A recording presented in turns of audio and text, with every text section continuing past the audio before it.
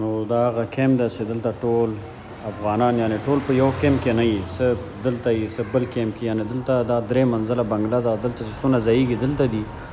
میدان نه دومره راوړي چې دلته ساو پولو میدان نه په دې کیمپ ته مختلف کیمپونه دي، څه په یو کیمپ کې څه په بل کیمپ کې، یعنې دلته افغانان شته چې څونه دلته ځایږي او په دې کیمپ کې افغانان شته، د فامیلونه هم شته، مجردان هم شته. مجردانو اتاقونه بیل دي، د فامیلونو اتاقونه بیل دي او دلته ټول اوسېږي دغلته. او دا عمومي د دوی دفتر ده، دلته د ناستې ځای ده چې څه وخت کښېنئ. او اخواته نور د هغې دي دا څومره دهلیز ده، دې خواته اتاقونه دي، دې طرف ته دلته اشپزخانه ده او وبخښئ تشناب ده دې خواته دې بغل کې. او دا د کیمپ دا یې بله برخه ده، دلته دغه پاس دغه زینه ګورئ، دلته هم پاس فامیلي کورونه لکه اوسېږي همدغه افغانان دي، پاس فامیلونو دپاره ځای ده او لاندې مجردان دي. نو دا ځای چې ګورئ دلته اکثر مونږ لمونځ کوو، دغلته جانمازونه مونږ ایښي دي، دغه جانمازونه دي او دا د زمونږ بعضې شیان دي، بکسونه دلته د لمونځ دپاره ځای ده. اوس دننه راځم اتاقونه تاسو ته ښکاره کومه، دغسې ځایونه دي.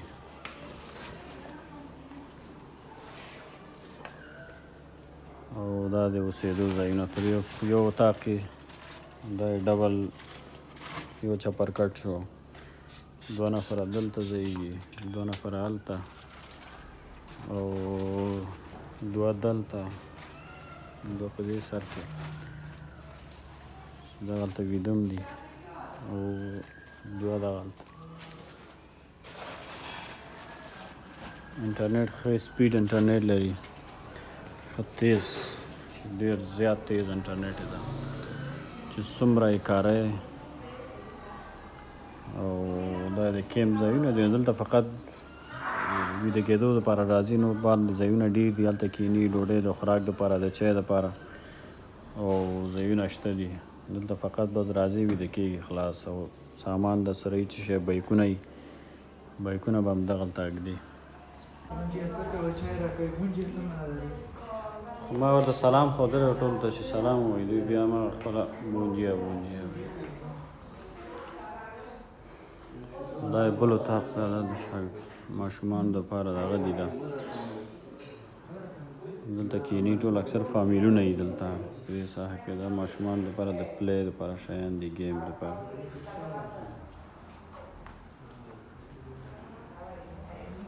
دغلته ماشوم دی ناست دی، دې ساحه کې ټول ماشومان او رسامیانې دي، ښایسته ښایسته.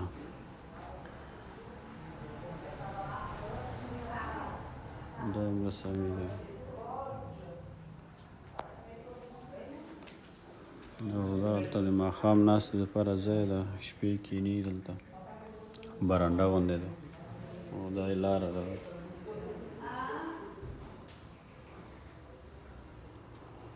اخواته اشپزخانه او دغه دی.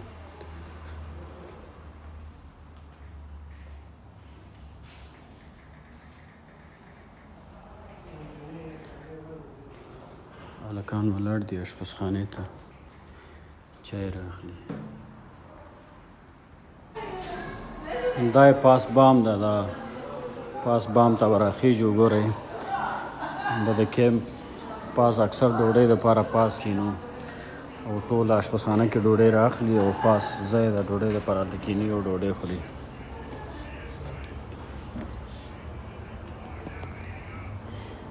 دا وګورئ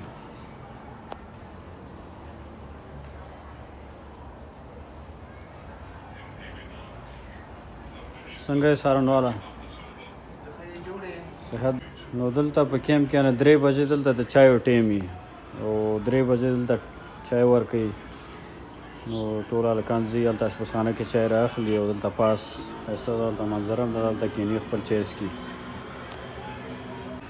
اکثر چې اشپزخانې نه ډوډۍ راواخلي او دلته راځي خپله ډوډۍ خوري، دې ځای کې ځای ده او دلته څوک چای مسکي چای مسکلی شي مشکل نشته. ته څنګه یې هلکه څه شی کوې؟ څنګه مشره څه کوې؟ چې وکړو بس دا هم لګیا دی خپل چای څکي دغلته ښه اړولي دي ښه په طبع. چای هم داسې چای دی مړه ولاک سړی پې پوه شي دا چای دي نه ذایقه لري نه بل چی لري بس تورې اوبه دي چې دا خو افغانستان نه ده نو بس دا به چې دوی څه رقم شیان پخوي بس هغه به خورئ. یو خپل ذایقه لري یو خاصه مثلا شین چای وي تور چای وي د دې رنګ تور د نور نه دا نه تور ده نه شین ده نه رنګ تور چای ته ورته ده خو مګم ذایقه د تور چای نه ده نه د شین چای ده نه د تور چای د دې پته نه لګېږي چې بازار څه ټول غذا یې هم همدغسې ده نو بس الله دې